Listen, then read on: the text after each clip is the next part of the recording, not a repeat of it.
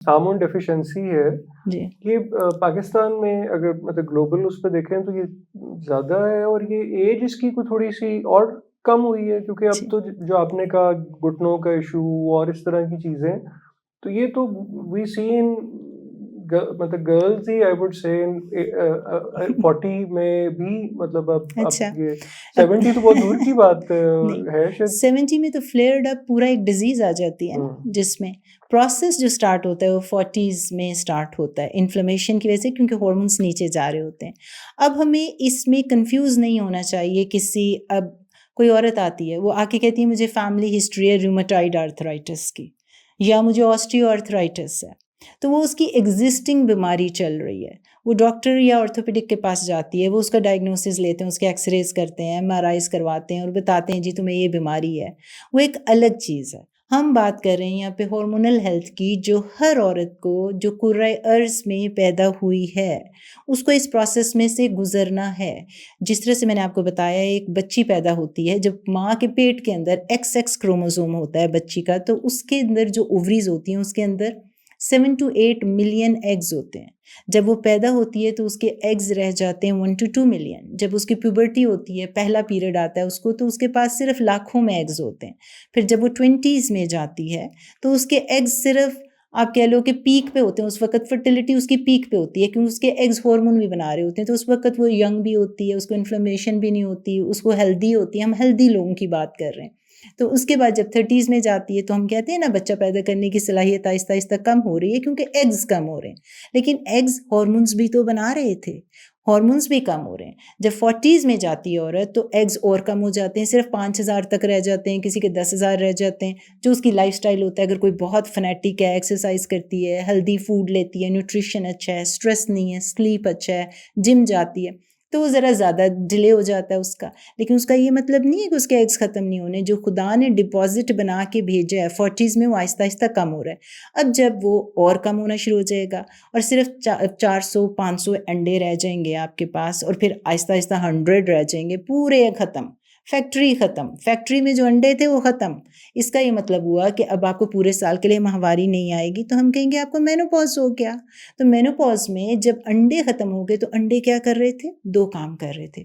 आपको जो है बच्चा पैदा करने की सलाहियत दे रहे थे और साथ हॉर्मोन्स बना रहे थे। जिस तरह हमने बात स्टार्ट की, तो इसका ये मतलब है कि जब अंडे ख़त्म हो गए तो औरत को मेनोपॉज हो गया, तो हॉर्मोन्स ख़त्म हो गए, वो जो आपकी प्रोटेक्शन थी वो ख़त्म हो गई। तो अब आपने ये बात कही कि ये पहले भी होता था, वो हम बात कर रहे हैं किसी को जवानी में PCOS हो जाए, हार्मोनल इम्बैलेंस हो जाए, केमिकल्स, टॉक्सिन्स, आजकल जो बच्चियाँ फूड खाती हैं, जंक फूड खाती हैं, उसकी वजह से उनकी इर्रेगुलरिटी स्टार्ट हो जाती है, उनकी माहवारी इरेगुलर होती है, उनकी फर्टिलिटी भी फिर मुश्किल हो जाती है। वो जाके IVF कराते हैं या फर्टिलिटी डॉक्टर से जाके कंसल्टेशन लेते हैं। Endometriosis, fibrosis, these are all the medical conditions related to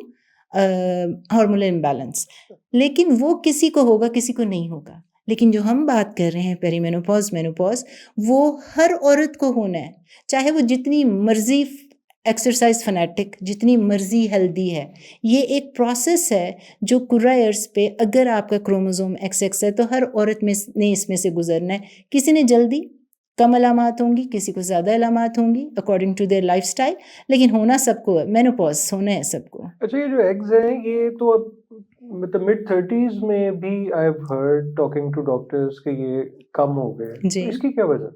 सबके कम होने हैं विद एज। हुँ, लेकिन अब अगर आपका, जिस तरह मैंने बताया कि हार्मोनल इम्बैलेंस हो जाता है बिकॉज ऑफ योर लाइफस्टाइल या बिकॉज ऑफ द PCOS, जो कि इट इज़ इनडायरेक्टली जो लाइफस्टाइल ही कंसिडर होता है और उसकी इतनी etiology या कॉज हमें पता नहीं है, और फिर केमिकल्स का एक्सपोजर्स, फिर अगर आप स्मोकिंग करते हैं, आप जंक फूड लेते हैं, शुगर है आपको, इंसुलिन रेजिस्टेंस है, ओबेसिटी है, एंडोमेट्रियोसिस हो गया, ये सारी वो चीज़ें हैं। और अगर हम उसके साथ ये भी देखें तो ऑटोइम्यून डिजीज़ जो होती है, किसी को हो जाए तो उसकी वजह से प्रीमेच्योर ओवेरियन इनसफिशिएंसी हो जाती है, जिसे हम कहते हैं प्रीमेच्योर ओवेरियन फेलियर। तो जो काम आपको 50 साल में जाके आपके अंडे ख़त्म होने थे और मेनोपॉज होना था, वो आपको 40 से पहले हो जाएगा। तो इसका खतरा भी आजकल जो है वो because of the lifestyle and everything, exposure to all this chemicals, toxin ज़्यादा हो गया हुआ है। और कभी कभी ऑटोइम्यून डिजीज़ जो आपके अपने सेल अपने अगेंस्ट काम करना शुरू कर देते हैं, वो भी उसकी वजह होती है। तो अब 40 साल से पहले अगर पहले इसका इंसिडेंस 1% था,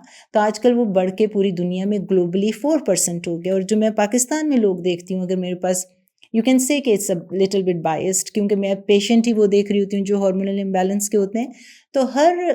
4-5 में से एक मेरे पास प्रीमेच्योर ओवेरियन फेलियर का आता है। और उनका सबसे बड़ा डायलेमा ही ये होता है कि वो कहती हैं कि डॉक्टर साहब अभी तो हमारी शादी नहीं हुई, हम 35 साल के हैं, और अगर आप हमें कह रही हैं the diagnosis of, you are labelling us with the diagnosis of कि हमारा जो है वो मेनोपॉज हो गया है, तो मेनोपॉज का तो मतलब है कि हम बच्चा नहीं पैदा कर सकते, हमारे तो अंडे खत्म हो गए हैं, हार्मोन्स भी खत्म हो गए, तो अब क्या होगा? तो मैं उन्हें कहती हूँ, देखें हम आपको अंडे तो वापस नहीं दे सकते, एक दफ़ा अंडे ख़त्म, दे आर डन। अगर कोई ये अगर कोई ये क्लेम करता है कि हम पीआरपी या रिजुविनेशन कर देंगे,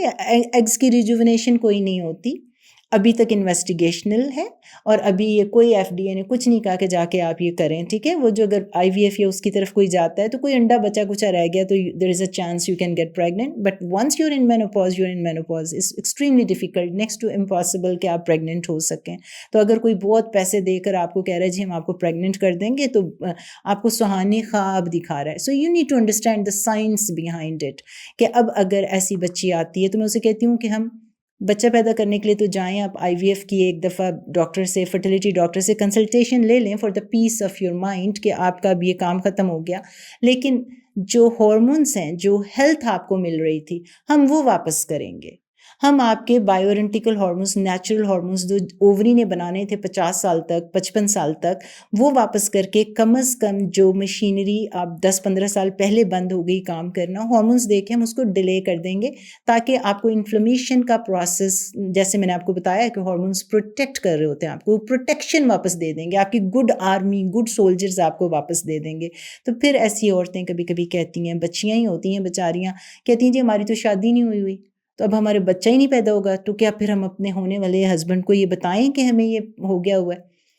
तो फिर मैं कहती हूँ वो तो एक मोरल डायलेमा है ना, वो तो आपका एक अपने साथ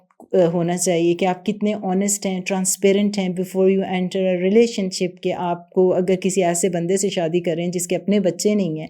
तो शादियाँ इस वजह से भी ब्रेक हो जाती हैं कि भाई बच्चा नहीं पैदा हुआ, क्योंकि हमारे कल्चर में और अभी सारे कल्चर्स में एक औरत, और जब एक न्यूली वेड का अगला यही होता है ना कि अब नॉर्मल रूटीन में हमने step is like we want to have a baby, तो फिर ये आप अपने आप से बात करें, अपनी फैमिली से बात करें कि हमने क्या करना है। तो मैं लड़कियों से जब से ये बात कर रही होती हूँ तो उनको मैं पूरी साइंटिफिक मेडिकल नॉलेज देती हूँ, ताकि वो अपनी लाइफ में एक रोड मैप बना सकें कि आजकल अगर इतना ये हो रहा है तो क्यों हो रहा है, और किसी को भी हो सकता है, और अगर उसमें जेनेटिक प्रीडिस्पोजिशन प्रेजेंट है, यानी कि आपकी फैमिली में ऐसा होता है, तो आप अपनी आने वाली नीस या जो आपकी भांजियाँ, आपकी बेटियाँ हैं, या अभी मेरे पास कोई खातून आई तो उसका 36 year old, she had the premature menopause, तो मैंने उसे कहा कि आपकी बेटियाँ, शुक्र है you are married, you have kids, तो आप अपनी बेटियों को ज़रूर बता दीजिएगा कि आपके आने में ये ज़िंदगी में ख़तरा हो सकता है, so you can plan your life better.